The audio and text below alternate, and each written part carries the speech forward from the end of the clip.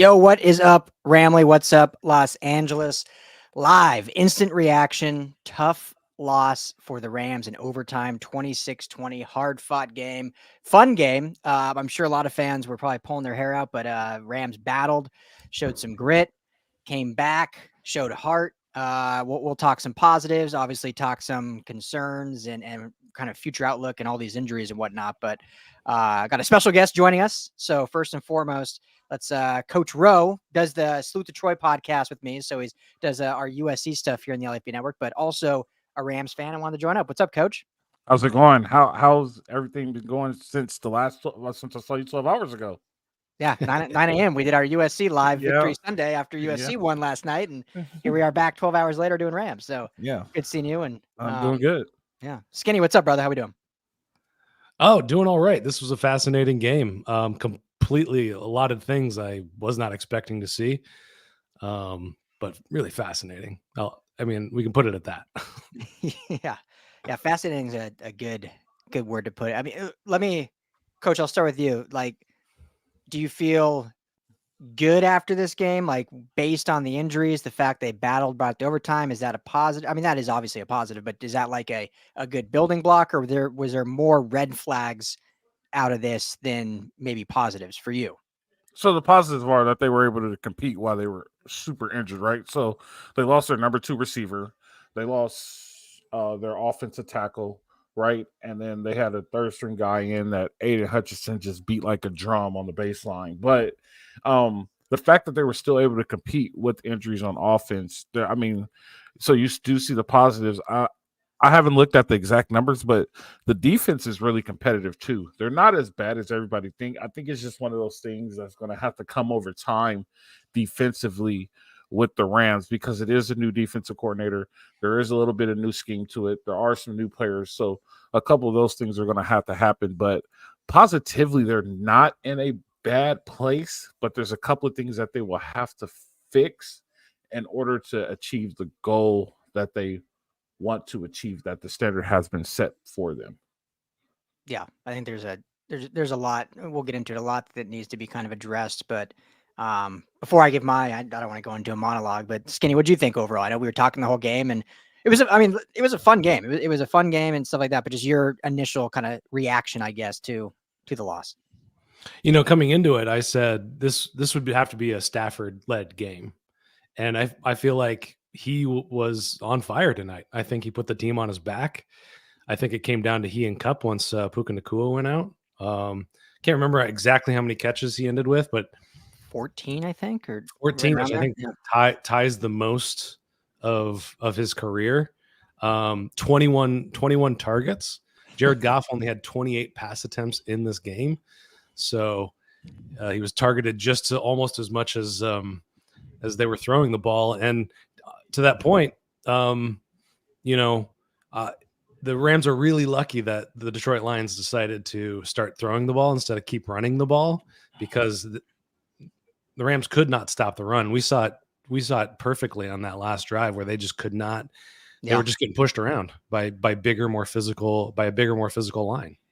Yeah, they wised up in overtime and went back to what was actually working, running the ball. We say it all the time, right? Like, offensive player calls try to get too cute sometimes. It's like, what if it's working? Luckily, they didn't, and that's what got to overtime. So, yeah, I want to start with pause. Let's get in. Everyone join and thanks for hanging out. Bring your comments, thoughts, concerns, questions, excitement. I mean, it was still a fun game, but not to pat myself on the back. I'm pretty sure. Do you remember what your score prediction was in our preview show? It was 32-30. I thought it was going to be a much more high scoring game. You were doing I think mine was 27-20, if I'm not mistaken. Yeah, you said, yeah, that's right, because you had them covering. So, yeah. I think it was 27-20 line. And anyway, not that it matters.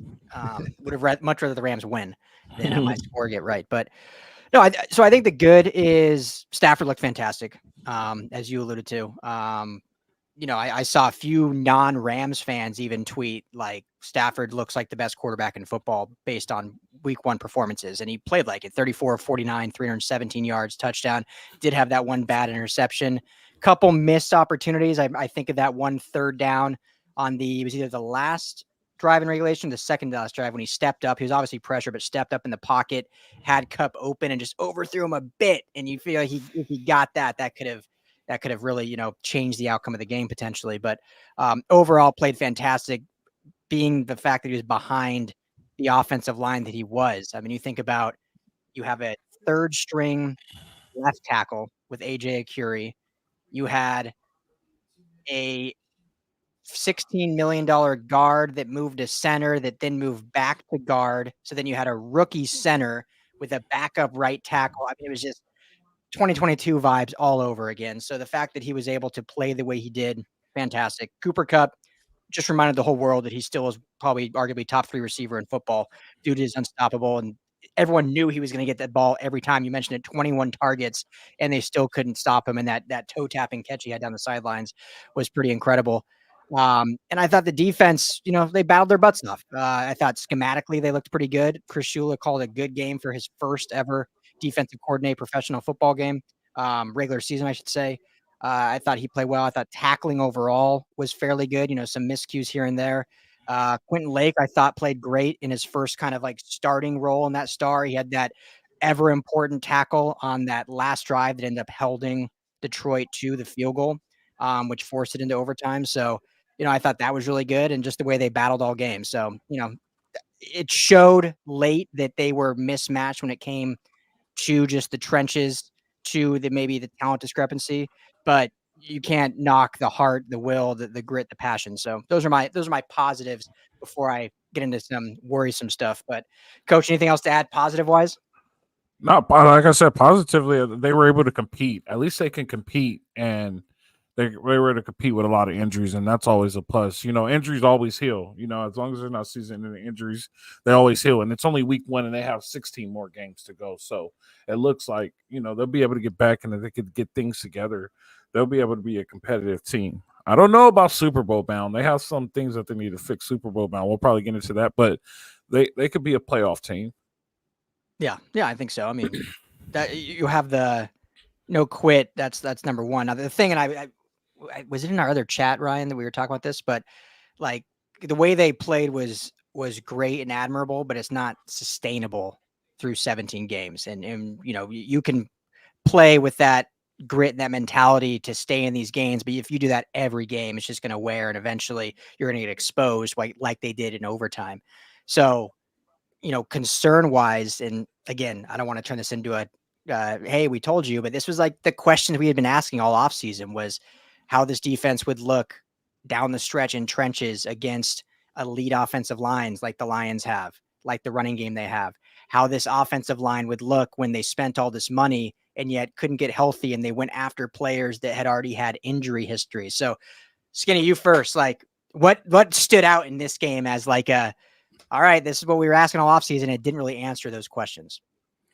Well, it's about where they ended up last year. They went on that great tear, almost going 8-0 to end the season, just losing one game to a very good Ravens team. And they did it on Kyren Williams' back. And we didn't see that today. That was kind of what we all expected with this updated line, getting Jonah Jackson in there, paying Kevin Dotson.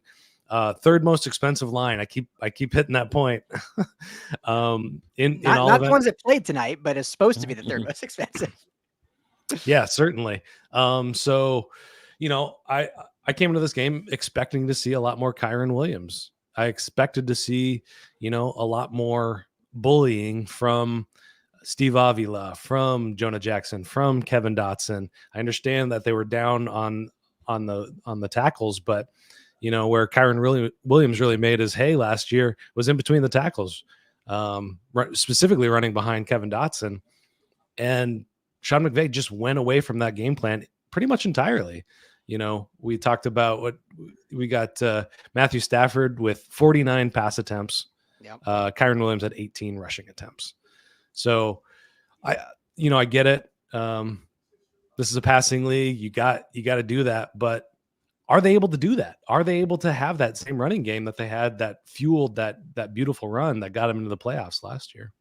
Well, I think what was frustrating about it, and I get it that they already started handicapped, if you will, with both starting tackles out just to start the game, then obviously losing Avila and Joe Noteboom during the game.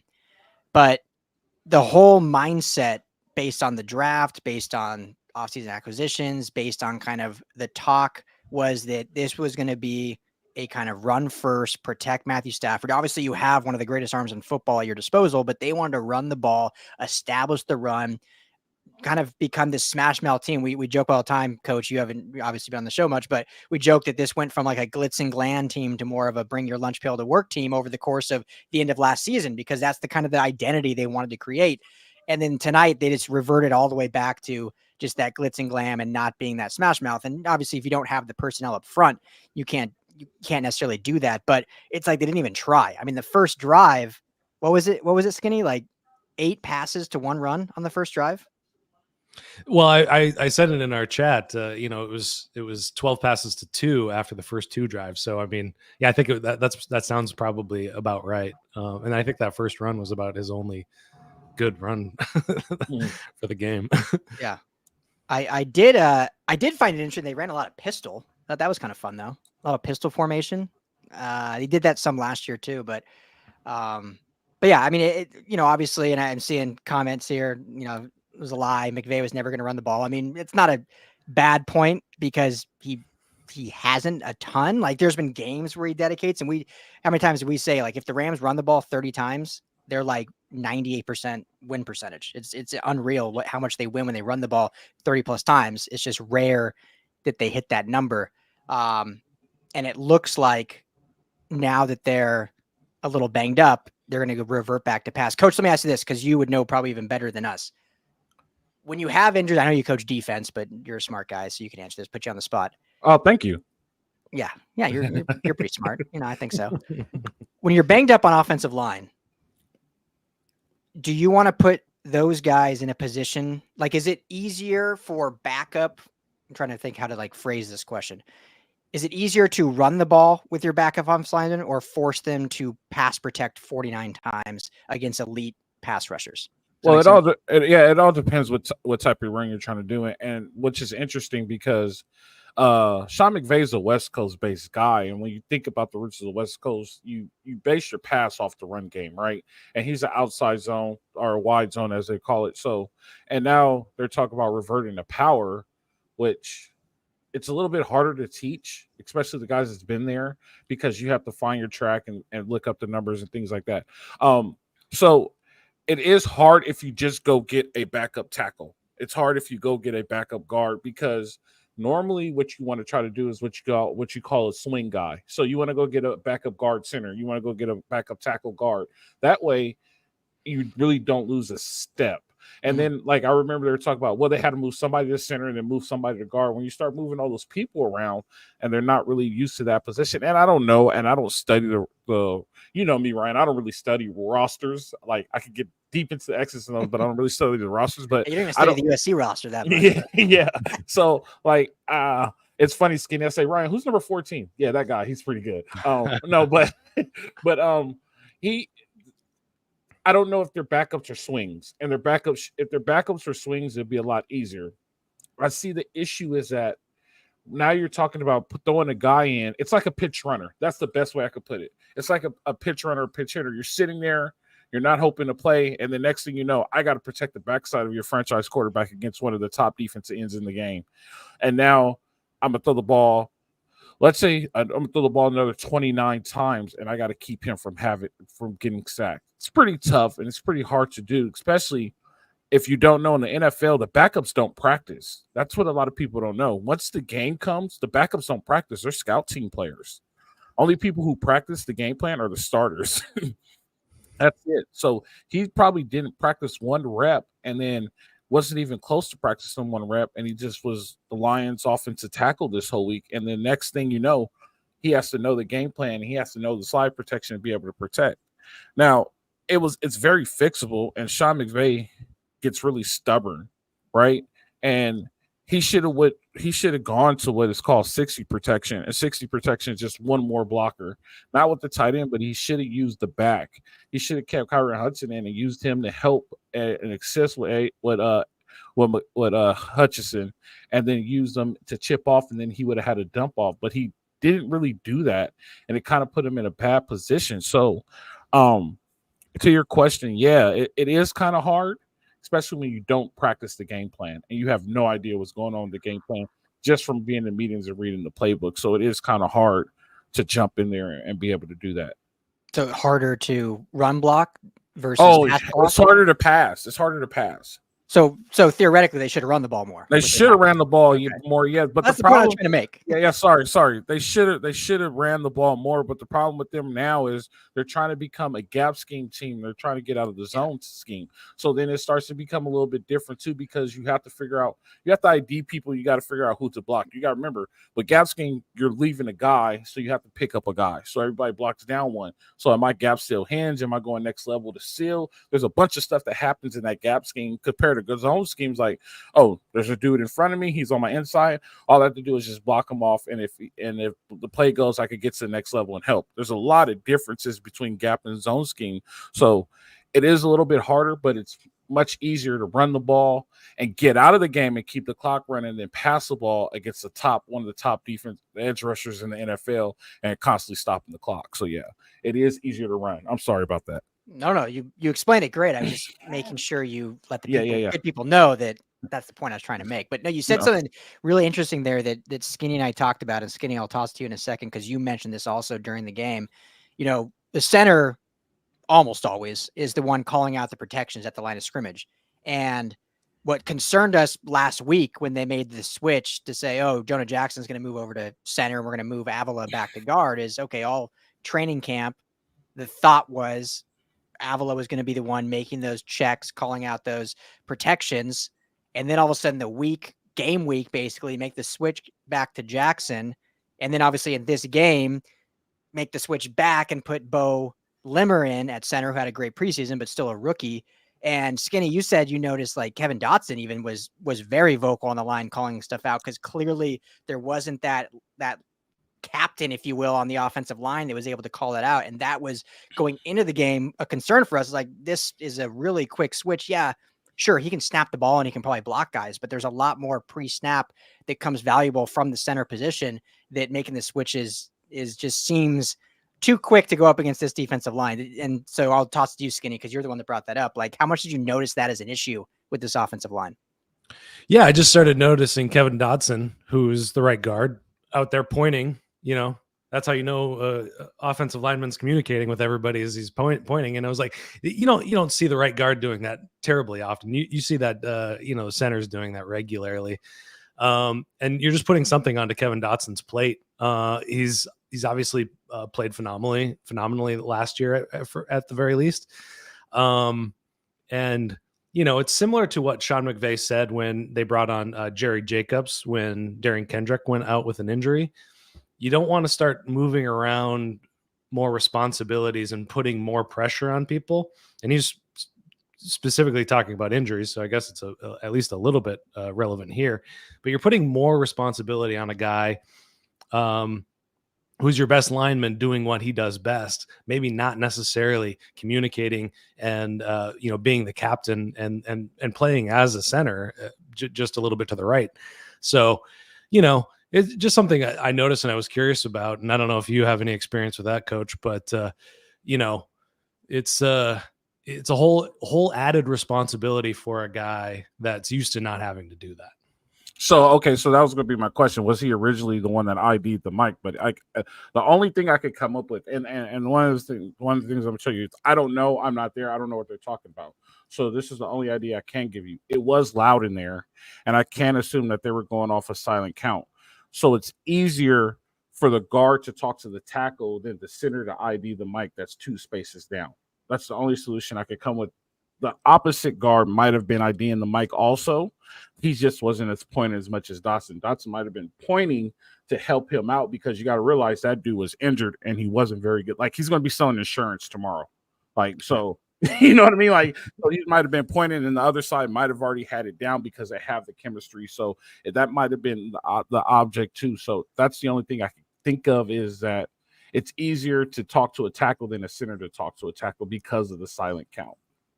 Yeah, and I will say that the one silver lining on all of these injuries is that The starting left guard, Alaric Jackson, is not injured. He is only suspended for 2 games, so there is a finite period for that. Although he did have an ankle injury during training camp, so we'll see where exactly he is with that come week 3. So plenty of injuries. But on the other side, Warren McClendon was in for Rob Havenstein, who was out with an ankle injury as well. Puka Nacua goes out. I mean, it's hard to speculate the severity of injuries just from what we saw, but 2022 vibes real strong right now, and nobody likes that. So, I mean, you just got to hope for the best at this point until we find out more about the actual severity of these. But I've got 2 more like doom and gloom points, and then we'll try to do some more, maybe some positive stuff. But and Coach, I want to ask you this specifically too, since you were you were at the college level, but still recruiting and roster building. There's been years with the Chargers and the Niners. I can think of specifically just because we're within LA, and obviously those teams we cover the Chargers, but Niners are very, I know, have a lot of friends, and there were many years when both teams have had a lot of injuries in the past. Chargers seem to always have injuries in the past. Niners went through a really big spell, I feel like 2-3 years ago, where they had a ton of injuries. And that was always kind of like an excuse. I'm not calling them out, but like fans were like, well, if you were just healthy, like, look what we could do. But they were always injured. And like, I kind of have this thought that there's flukes, and then there's maybe not culture, but there's actual decision-making, roster building, and practice regiment that can actually either aid or assist, I guess, in those injury continuances happening. And obviously in the roster building wise, it's when you draft or sign injury prone players. That's an obvious one. But then in the practice thing, it's like, okay, how do you practice? Are you practicing way too soft, so when you get to the game, it's very easy for these soft tissue injuries to happen? Are you pushing guys too hard? Are you pushing weight regiments where they're above their weight limit where they should be? So they're playing above their weight and they're actually hurting joints and stuff like that. And so I did a lot of research on it, and you looked at some of the Chargers in the past, and like Derwin James, for instance. Like, I was talking to an actual doctor 2-3 years ago, and it's like, yeah, he was probably playing like 15 pounds over what he should have been playing. And since he's slimmed back down, he's actually been relatively healthy over the last 18 to 2 years, 18 months to 2 years. And the Niners now have been relatively healthy, most recently. So I say all that because we can see this Rams right now as a fluke, or we can see it as did they poorly build this roster with players that have injury history? And we know for a fact that their training is pretty soft in terms of very light, no hitting. They don't play anyone in preseason. And so when you get in that first game action, was it just like that? I'm not saying the players were shocked, but that actual like physical change in that just causes these soft tissue injuries to happen much more frequently. So anyway, a lot of word vomit there, but yeah. Is there any relevance to that, you think? So let's start here. The preseason is not their fault. It's scheduled by the NFL, and it's mostly regional. If you look at who they play in the preseason, they try to keep it regional, if that makes sense. They try to play I just mean the fact the Rams literally don't play a single starter. Oh, yeah. And we were actually talking about that, about like with the rookie quarterbacks. Like, a lot of people don't play their starters anymore, and they're not getting the game experience. Yeah. And the top quarterbacks I picked today weren't there. You're right. Not even starters. Like Joe Noteboom is the backup and didn't play in preseason. Right. He should have played in preseason today. Yeah. And so and then there was like a brag thing about how big the O-line is now. And it was kind of an issue that I brought up on my podcast, because SC gained all this weight. I'm like, well, I'm slightly worried because too much weight can mean you can move slow. That means you're bearing extra weight that you don't need, even though it's muscle. It had me a little bit worried. Neither here nor there. If you see an SC game, these dudes are flying around. They look really good. They might be bearing too much weight. Now, like I said, they're trying to change their run game up, and they're trying to go to this tough team, but they don't have they don't have the bark. They haven't built the bark. You know what I mean? When you think of Sean McVay's offense, you don't think of Jim Harbaugh's offense, right? Like, you're not going to think power and something tough. So you are right. Too much weight can be an issue. Not having a tough practice. One of the things that they say about the Chiefs is their camp is one of the toughest camps in the NFL, believe it or not. Andy Reid tells one. Dougie P, one of the toughest camps. Buffalo Bills have one of the toughest camps. Detroit Lions.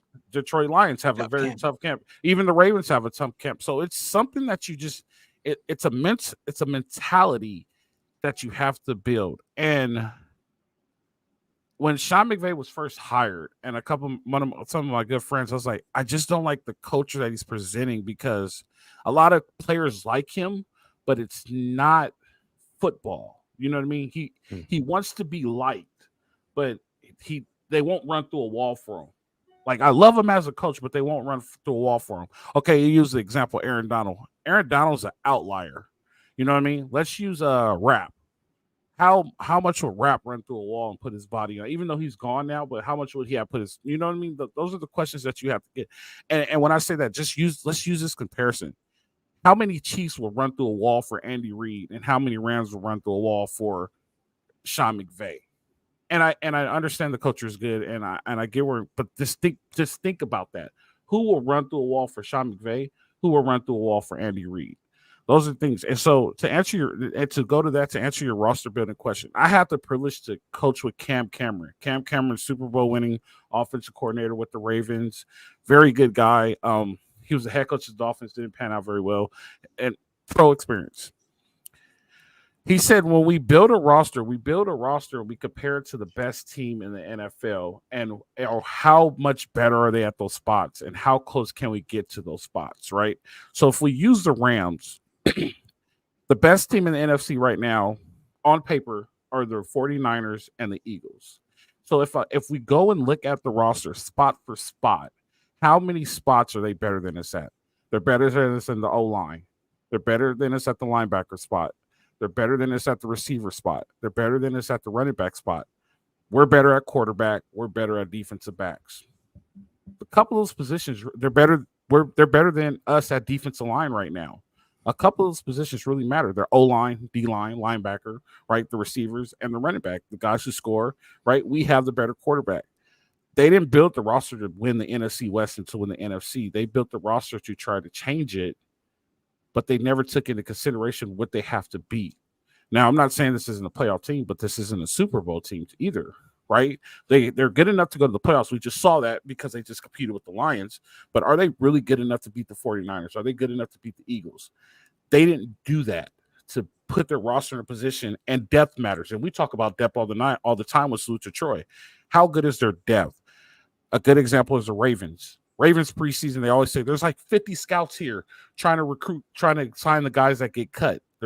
The Chiefs also have the same problem. There's 50 scouts at the preseason games looking at the guys that they're going to cut because their depth is so deep. If somebody gets hurt on the Ravens, it's like nothing ever happens. You have to create that depth, and I don't think the Rams signed the depth. Depth always mattered, even though it's a 53-man roster and it's a little bit tougher. I've always built unlimited rosters, right? Because we have this amount of scholarships so we can fill it, but 53 is a little bit tougher. But who's the next best person out there that is a Band-Aid, which we call, like, you could put a Band-Aid on, he plays 3 or 4 games, you never even notice that our guy was out, we get back in and we get so much better. That's what happens with the 49ers. That's what happens with the Chiefs. That's what happens with the Ravens. That's what happens with the Eagles. Those Band-Aid players could play 3-4 games, and the Chiefs, Eagles, 49ers, Ravens are still competitive. But when those dudes come back off injury, they go light years ahead because their starters are so much better than the depth, if that answers your question. Does that answer, or was it too deep? No. Yeah, I'll toss it to you, Ryan. I just think there was definitely some moves that we've seen that are like we unfortunately saw play out in this game. And what you said earlier, and I don't necessarily fully disagree, but I think most of these guys would run through a wall for McVay. I just think at this point, most of them would probably break a bone and be injured and out on the IR pretty quickly after. So based on that, but Skinny, any relevance to what I said in terms of just the way the roster you guys don't agree. You guys don't agree what I'm saying by the look of my face, and I have no idea what I'm talking about, even though I got paid to coach. So I'm just reading the comments. These Rams fans are way different from SC fans. Yeah. Well, the question was about how the team is currently constructed, and is that what you were throwing to me, Ryan? Yeah. Yeah, it's it's an interesting question with the 53. Everybody's got the same amount of money to work with. Everybody's got the same amount of players to work with. Um, you know, I can never tell if I'm just too close to this team, if I just am paying attention too much. But there are times when you look at certain positions and you go, if that guy goes down, they're going to be in a lot of trouble. Yeah. And I don't know if every analyst looks at their team that way, but I've always saw this team as one working on a tightrope, on thin margins. That the plan that they lay out has to work. It's plan A. We don't practice F, we don't have a plan B. There's no papaya strategy for those F1 fans out there. It's plan A, or it's going to be tough. But I'm just going to go back to what I was originally saying. Was I thought plan A had something to do with Kyron Williams and Blake Corum, and that mitigates a lot of this. You saw the Lions' best drives where they took a ton of time off the clock and they're running the ball effectively, pushing people around. And I think I'm changing the subject here, but I thought that was the game plan, and now we're back to the 2021 game plan, where Sean McVay openly said they could not run the ball in 2021 when they won the Super Bowl. But even watching the league this year, week 1 is so much different than 2023. With the amount of low scoring games, and there's a lot of milieu that we could dig into if we had a different podcast. But the league is changing.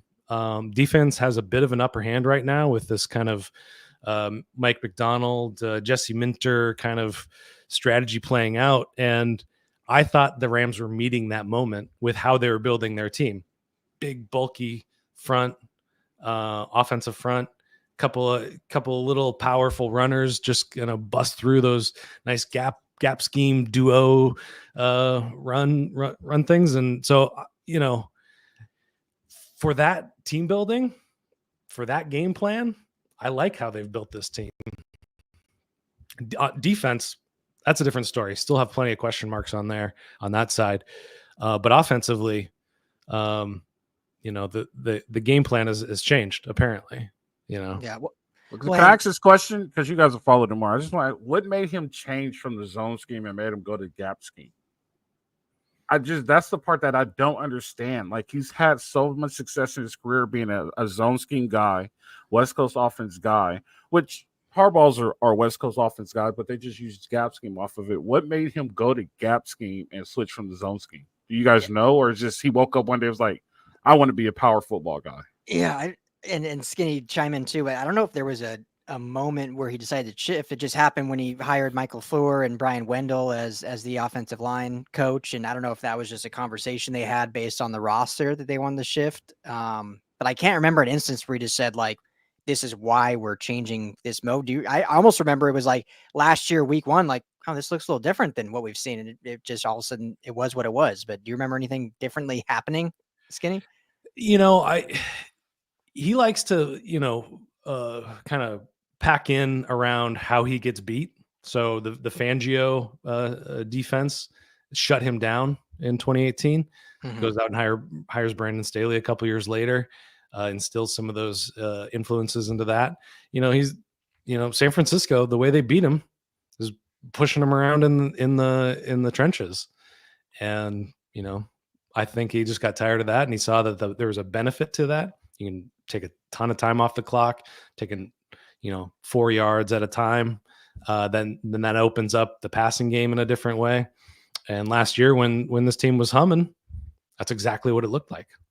So, I mean, I don't know exactly why. I do think that the league is moving in that way, where the Fangio defense lightens up the boxes. They don't like their linebackers. they for some reason, they don't like that second level guy. They don't believe that he offers anything. They lighten up the boxes, which the analysts and the pundits will say this team is daring this team to run. And if you can't meet that defense in that way, you have you're missing an opportunity there. And I've said it before. There's as an offensive play caller, you have all these tools in your belt, and if you're not using the right tool at the right time, you're missing opportunities. And he, like you were saying, he's stubborn. He leans into things so heavily. He was leaning into in 2021. He was leaning into the pass so strongly, it comes out that he just didn't believe in his running backs, and I think he wanted to put something back in that tool belt where he could use it. And I think that for the different kind of backs that you need for the different kinds of running systems, I think it's a little bit easier to find those gap scheme guys because they're just this is where the play's going. Hit it. Get there. There's no waiting around. There's no trying to figure out where you need to go. Just get there. And that's what Kyren Williams did. Yeah. It almost, and obviously it's week 1. So there's a long time. And this team was 3-6 last year, right? Made the playoffs. So, this is a lot that can change. And I still want to believe, like what you were saying, Skinny, that the identity that we were kind of sold, which, we're not owed anything. I'm not saying that, but the identity that it seemed like this offense was building, not even seems. I mean, it's where they put their money in and their draft capital in, was to be this kind of running play action type team, take the pressure off Stafford. It almost just seems like because of the injuries that occurred, and I don't like using the word panicked. McVay is a great coach and play caller and he's been around long enough. But if we're being harsh, it almost felt like he panicked and was like, all right, I'm just going to rely on the arm of Stafford. Like, we got a third string tackle, as I mentioned, second string right tackle, rookie center. Like, I don't trust, kind of like what you're saying with the running game in 21. Like, I don't trust these guys to get it done in here. I trust Matthew Stafford. So we'll just drop back and sling it around the yard and see what happens. And guess what? They went to overtime against a Super Bowl contending team in Detroit on the road and played a very good football game. So I know this entire live show has been seemingly somewhat negative. In reality, they went toe to toe with this team, very, very injured, and still went to overtime. Kind of what we're alluding to is that's not sustainable over 17 games. And if that's going to be the identity of what this team is, this will not be a playoff team. Like, they need to get healthy, but B, they need to identify who they want to be on offense and defense and kind of stay in that lane. And if it's going to be Stafford's going to throw it 50 times a game, I don't think they're going to be a playoff team personally. That's just me. People can call me out all they want. I just don't think you can sustain that with the physicality of what these defenses, as you mentioned, Skinny, with these Jesse Minter defenses, these Mike McDonald defenses. I mean, watch the NFL in week 1, some of the physicality of these defenses. And granted, there was a lot of rookie quarterback play today, so that made it look a lot worse. But you can have games like this. Can you have 10-game stretches? Last year, like you said, when they almost won 8 games in a row, it's because the running game was humming. They were really leaning into that and playing well. And then that opened things up for Matthew Stafford to be Matthew Stafford. So it's an identity they needed. They thought they were going to be, we thought they were going to be, I truly believe they need to do that. And hopefully when they get Alaric Jackson back in 2 weeks, Rob Havenstein hopefully will be good to go next week. We don't know the severity of Avila, but it doesn't seem like it's severe based on everything we've heard. So hopefully they'll be at full strength by week 3. And then it's like, okay, then we can really see what this is going. But yeah, I'll leave it at that on that. So one positive, we'll wrap up here soon. Any question? I see people chatting, but any questions you guys have or anything, drop them in here. But shout out Tyler Johnson. What a game, right? Tyler Johnson, Minnesota Golden Gopher. I thought he had a great game. Practice squad guy ends up getting in the starting. I thought he was going to break that one to the house there in the, what was that, late third quarter, early fourth quarter. Skinny, we praise him a lot. 63-yarder. Yeah. What are your thoughts on his game? Yeah, no, it became quite apparent that the reason that he was in there behind Puka Nacua, which is great to see. I kind of thought that maybe Jordan Whittington would be in that after the preseason he had. But Tyler Johnson had a great game. And anybody that can be in there to take a bit of pressure off of Cooper Kupp, because even in this game, even with those 21 targets, I started to get worried about Cooper Kupp and his tender ligaments. And for all of our team building, hand wringing for this season, The one thing that the Rams seem to be able to do is find good receivers and at really good prices. Even Demarcus Robinson, who's playing on a 1-year deal, shoestring budget there as well. So they keep finding guys. They find Puka Nacua. We'll see what ends up with Jordan Whittington this season as a former 6th rounder. So yeah, I mean, you got to be super encouraged by, they're still good at what they do. McVay can dial up those beautiful passing plays where he just finds guys space and open room for them to catch and run with the ball. So you got to love that. Yeah, let's answer this question from Steve. I think Bo Limmer has almost cemented his place as starting center going forward. What say you guys? Coach, I'll throw it to you. Yeah, I mean, if you play well, and it's still hard to determine what you're going to do with the offensive line, right? They're missing 2 guys on their offensive line. They're missing a backup, and it's 3 guys, right? They're missing the backup. They're missing a guy on suspension. They're missing a guy that 4 got hurt guys, today. technically. Yeah, 4 guys. So like, it's hard to say where they're going to be offensively and offensive line wise. But he played a very good game. You know what I mean? Like, it was just, is that the rookie? Yeah. Yeah. So, I mean, he played a good game. He didn't give up any sacks. That's all that matters, right? Like I said about Caleb today, Caleb didn't throw any picks. He had 94 yards, but he didn't throw any picks. He kept the ball on the Chicago Bears side. So, I mean, it's a long way to go for him, but he did a good job. And I think it'll get better for him when he gets help. He didn't have any help today with the injury. So I think it'll be a lot better for him when he get help. And you'll see him play better with the experience around him. So, yeah, I don't see any reason why he would change it now. Yeah, we talked about this, Skinny, 2 weeks ago, and it seemed almost laughable back then. But here we are, 2 weeks, and we kind of literally said the scenario. We're like, what if Bo Limmer is your actual starting center, and maybe they end up moving Avila to like a tackle? He played like some snaps at TCU. But anyway, your thoughts on Limmer and what he could be if these injuries keep coming up? I mean, you kind of touched on it with your comment there. It's like, who are you going to move off? The guy you just signed for a whole bunch of money, Jonah Jackson, Steve Avila, who is, I mean, who knows what his injury is, but he was great last year.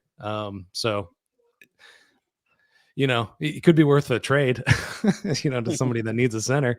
But I don't think he's right.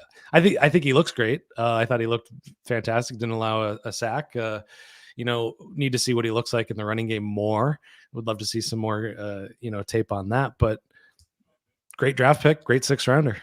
Yeah, Center's the hardest position to play. By the way, also, a lot of people don't understand that center is the hardest position to play. I've always thought that it's legit the hardest, and you have to be the most athletic person, on the offensive line to play it, because you're IDing the mic, you're telling people where to go on the slide. If the quarterback, and a lot of times in the NFL, they have check with me's, or you hear them a lot of times saying kill, kill, kill. So in the huddle, they're legit calling 2 plays, a pass play and a run play. And whatever look they get, they're either going to go with the first play or they're killing go to the second play. Now the center has to tell the offensive line, hey, we're now running power to the left.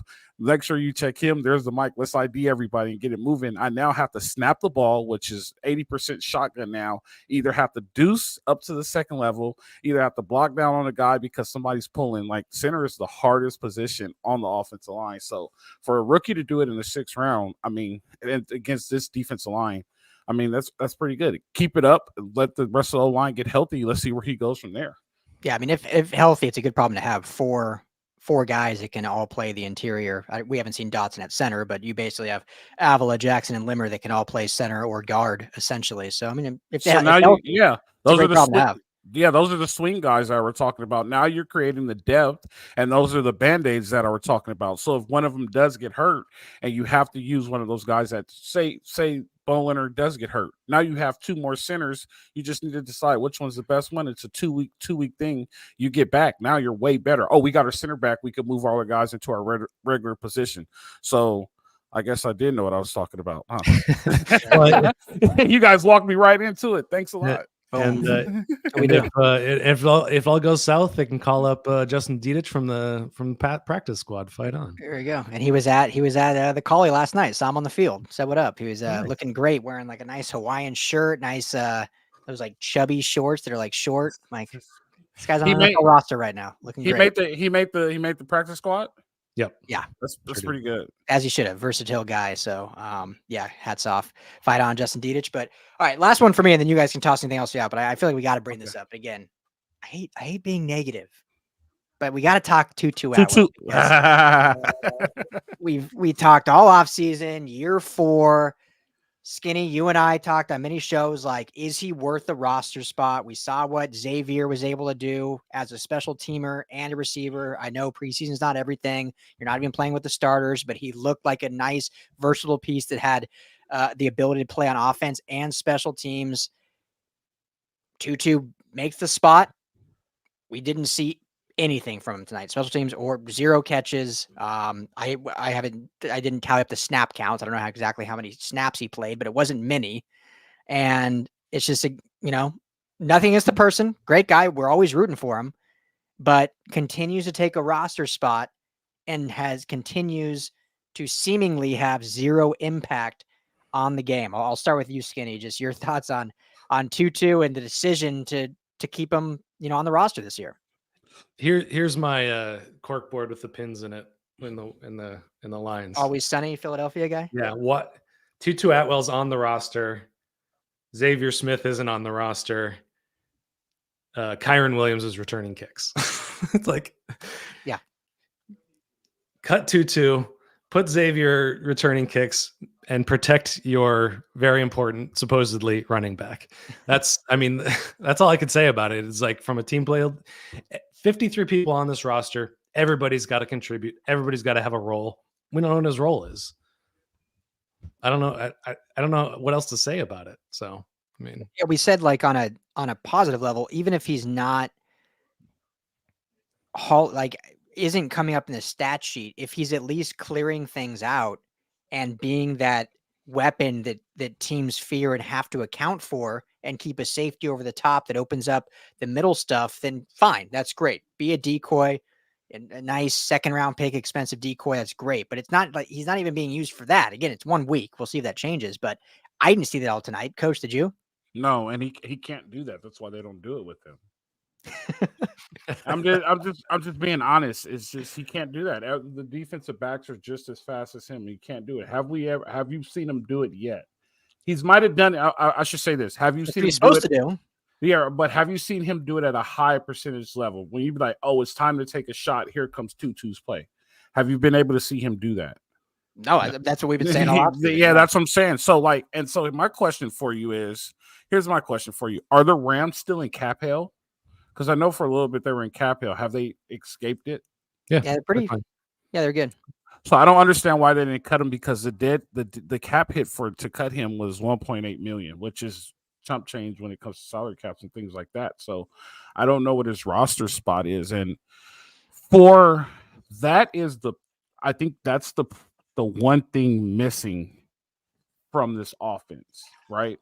And Super Bowl year, they had somebody to take the top off. When he first got there, they had somebody to take the top off. These past few years with Tutu Atwell, they have not had anybody to take the top off, and everything is intermediate routes.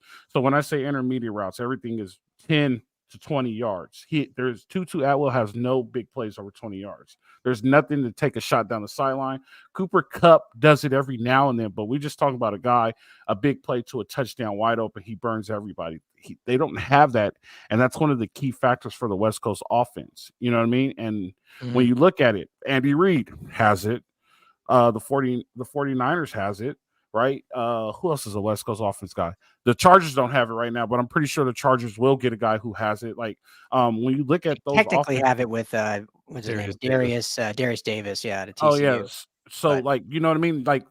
So just real quick, I'm sorry. So the West Coast offense passing scheme is layered. There's a short route, there's an intermediate route, and there's something deep. And it's all based off of play action, which is why you need to run the ball. So you run play action to set up the pass. That's like the basis, very basic of West Coast offense 101. Now, yes, it has advanced with where we are with offenses today, but that foundation still stays there. That's why Andy and Kyle and Jim and John and Sean McVay run the ball a little bit more than the rest of the NFL. But they'd like to take shots. right? How often do you see the Chiefs take a shot? How often do you see the Chargers take a shot? How often do you see like the Ravens take a shot with like a Zay Flowers or something like that? How often did the Rams take any shots tonight? Just a straight go route of just going to get it. Can you remember the Rams taking a shot? That's I can't remember any last year. Often. You see what I'm saying? So like forever, yeah. They We're on need the same some page. Just so yeah, you know. No. It's just the question I'm just trying to explain to you. So like as soon as the Rams get somebody that they could take a shot, like i.e. first play of the year, I think Sean McVay's first year is when Deshaun Jackson got there and they ran the play action. Oh, it's Matt Stafford's first year. Yeah, they ran that play 21. action. They very first play they took a shot, right? They need somebody that they could get to go take a shot, and they don't have that. Once they get somebody that they could take a shot with, their offense expands a lot, and you start to see more running. You start to see more passing because now you have to defend both. I want to mention one quick thing. Skinny T, you never heard me say this, but you can't never stop the run if you're not +1 in the box. Ryan hears me say that all the time, and I don't know why the NFL's never +1 in the box, and it just drives me crazy. Well, to spin a little positivity into this whole thing, I'm on Ross St. Brown. 3 catches, 13 yards on 6 targets. Yeah. So you're just going because he's a Trojan? No, it was kind of one of our keys to the game was, who do you keep in check on the offense? And Ryan would say, just let Amon-Ra eat. And part of it was I don't think Jared Goff had his best game. No, it seemed like he had some unforced errors there, but also I think you got to give credit where credit is due. I think that they moved him out of the slot quite a bit more than I thought they would, and that would have put them in the position to go up against Troy Reeder or Christian Roseboom or Quentin Lake. Well, we saw Quentin Lake get cooked by Jameson Williams on that one crosser, but good on the secondary for shutting down one of the premier wide receivers. Yeah. Oh, speaking of that, the Lions were in West Coast and they took a couple of shots today. Yeah. You see that? And one of their shots they took off of a play action. So like a lot of people say he didn't have time. The play action buys you the right? If they rerun, it freezes and buys you the time. You do it, you set up. There's footwork behind it. But even the Lions, who's West Coast, you know what I mean? Like, you use it at the time. Go ahead. Yeah, exactly. I wanted to shout out Jason. Love Jason, always one of our guys. And I'm not saying this to sound like I know more than anyone, and for sure I don't know more than you, Coach, but I think there's a misconception of how much time you need to hit a deep shot. Now, for sure, Stafford did not have a lot of time. I'm not saying the offensive line was giving him the time of day, but when you have that deep threat speed guy, you can release that within 2 seconds. And catch and throw. Yeah, it's like a 5-step drop, boom. It's not like the guy's standing back there for 8-9 seconds. You need all that time. It's usually a 5-step, sometimes 7-step drop. And I'm not saying Stafford had that on every snap, but there was opportunities to do it. They just didn't. Or put it like this, the rule of thumb is when you're in the shotgun, you're already 5 steps, so you can catch and throw, right? So if I need a 7-step drop, I take 2 more steps and I can throw. If I'm up under center, there's 3, 5. That hasn't gone anywhere, right? So if I'm under center in tonight's situation, if it was me calling offense, I would have ran, and took the shot off the play action. Easy, just outside zone or any type of power play action. Just set up, turn around, and throw off the footwork, and that's 5, 6.5 yards. I just need him to go. I need to take the shot. The reason why you take the shot is it loosens up the defense. Yeah, the Lions were able to stay tight all day because there was nothing to keep them loosen them up. Like, yeah, they weren't pushing. Shot loosened. Yeah, definitely. And just think mathematically about it. Right now, we're going to get real nerdy, but think mathematically about it. These top speed guys run their 40s in what, 4.2, 4.3, 4.4 seconds. Yeah. If you're giving 2 seconds to release the ball, which is that's a pretty quick pass rush if you're releasing the ball in 2 seconds. But if you're in shotgun with a 2 to 3 step drop from that, you got to release the ball before the guy's at 40 yards. You got to release it in 2 seconds just to meet him 40 to 50 yards down the field. And that's if you have a cannon arm to get it 40, 50, 60 yards down the field with only the best quarterbacks have. So 2 seconds is really all you need if you have the correct receiver and the correct play call to push the ball down the field. That's all I'm trying to say. And if he's a speed threat, think about this. Oh, the Dolphins too with Mike McDaniels. They're also a West Coast team. If he's a speed threat, you give him the ball now, and he scares you. You know what I'm saying? i.e. Tyreek Hill. How did he get his touchdown today? All he ran was a curl, missed tackle. He went 80. You know what I mean? Like, so a true speed threat doesn't always have to be a shot, but it's always something that you have to pay attention to. Like, oh man, what am I going to do with this? Like, all right, I can't let him get open. So faster people loosens up your defense. And that's what I think drives us crazy. And again, I hate bagging on people because it's not what I want to do, but these are professionals now. But that's what Tutu's supposed to be. Yes. But he's not. Like he's literally on the roster to do that. And yet we have literally never seen it. The Saints game, was that last year or 2 years ago? We had that 60-yard catch touchdown. And then maybe he said, I don't remember. And then maybe one against the Niners last year. Here's the thing too. Yeah, here's the thing too, Ryan. You're gonna miss, right? And they missed on Tutu. And I understand where you're coming from. You're coming from the point of like, all right, you missed on him. Let's release him. Let's go find somebody that's good enough to do it so we can move forward. And they do it with everyone else. Ernest Jones is off the team and he wasn't a miss. Like, what are we doing here? Yeah. You never know what the front office. Yeah, you never know what the front office is doing. That's in all professional sports. You don't know what they're doing, and will never understand what they're doing. So don't even try to guess. Yeah, exactly. Like that's our job, is to like talk and guess, but in reality, like these guys are obviously smarter than me. I will always admit that, but in my little mind, I don't know, man. I think we could go run the Giants front office. I don't know. Thanks to Hard Knocks, thanks to that. Yeah, it's like maybe these guys aren't actually that smart. No, but then like you go and you see the Giants, right? And you're like, all right, cool. Like the Giants front office is complete idiots. And then you go and look at the Chicago Bears and you look at like the legitimate like process that they put together to try to create a good team. Like Ryan Poole is a great GM and you understand what he's trying to do. Yeah. And like I guarantee you after tonight, he's like, all right, our next goal is to go find the offensive line. We got the defense together. We got the weapons. We got to protect Caleb. We got to get him time to get the ball out there. Like, let's go get us offensive line. Guarantee you. The Giants, if it was the Giants, they would have just said, well, we gave $40 million to Daniel Jones, so I guess we'll be all right. So definitely, no. Yeah. Yeah. And I shout out Ryan Poole because he got a lot of heat because he was in his first year when they took Trubisky. And he was seen as like a terrible GM, and he's really turned that thing around. So good for him. But that's off topic. Well, anything else you guys got, or else we can wrap up. We're pushing an hour here. I don't know if there's anything else you guys want to add. No. Thank you guys for having me. It's always good to see you, Skinny T. I ain't seen you in a while, man. Oh, it's always good to be seen by you, man.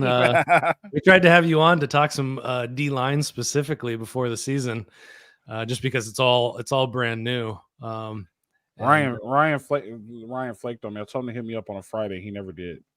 What you talking about? Someone was out of town or something. I don't think I flaked. No, I think you were in. Just to tie this all together, USC Rams. I came across an interesting little trivia question. When was the last time the Rams drafted a USC Trojan? It was 2013 TJ McDonald. Any guesses? Yeah, Ryan said 2013 TJ McDonald. Ding, that's the winner. I wouldn't know that. I don't know that stuff, Skinny. I don't know any of that stuff. I don't.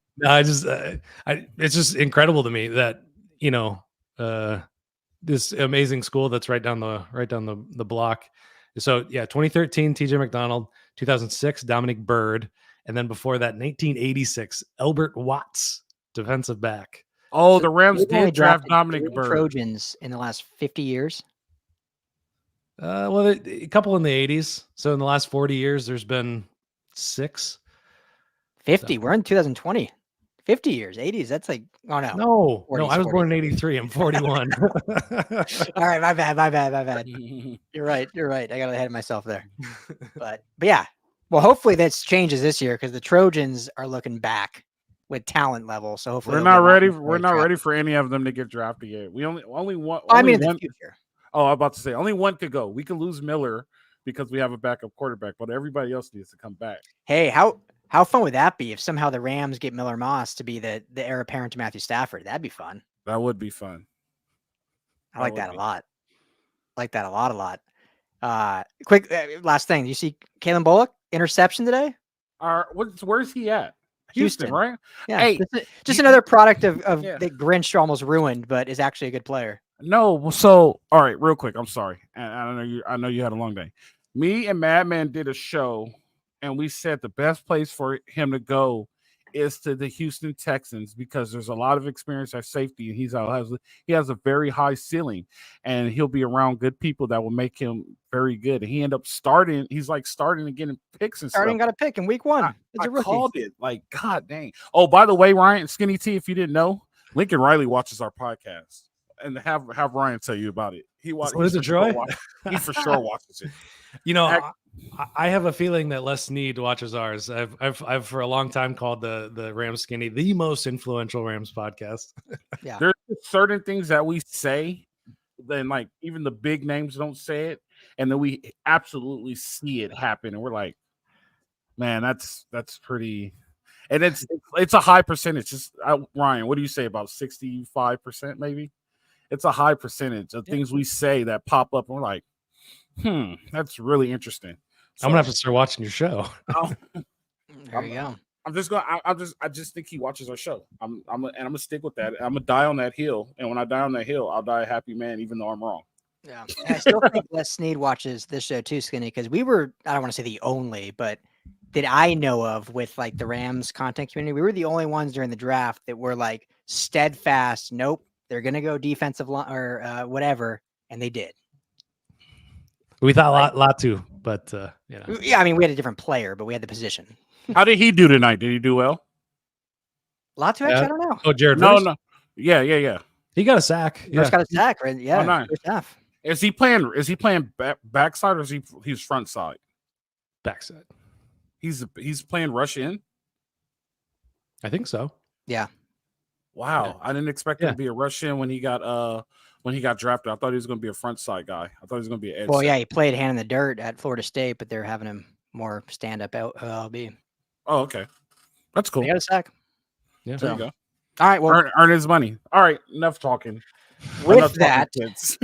thank you, everyone. 250 in here throughout almost the whole time. We appreciate you. We know it's late, 10 p.m. for us Angelinos out here on the West Coast, which is, I feel like 10 p.m. is late for us Angelinos. Like all the East Coasters that were up till 3. Like out here, it's like 10, 10:30, 11. It's like time to wrap it up. But thank you, everyone. Tough loss for the Rams, but you know, I know overall throughout this hour, we talked a lot of like concerns. I don't want to say negative, but just kind of concerns and red flags. But I think overall the Rams still have a lot of good things in front of them if they get healthy and then get that identity established on offense and defense. I think this is still a very, very good football team and can do a lot of good things this season. So we'll obviously talk about it all week long on the Rams Skinny on the Rams LAFB YouTube channel. So make sure to check that out and subscribe, please. LAFBnetwork.com is where you can find all of our Rams content. And for any Trojan fans listening, check out the USC LAFB YouTube channel with myself, Coach Rowe, and the Madman. And obviously all that can be found at LAFBnetwork.com as well. For Skinny T, for Coach Rowe, I'm Ryan Dowd. Thanks for hanging out with us on this Sunday evening.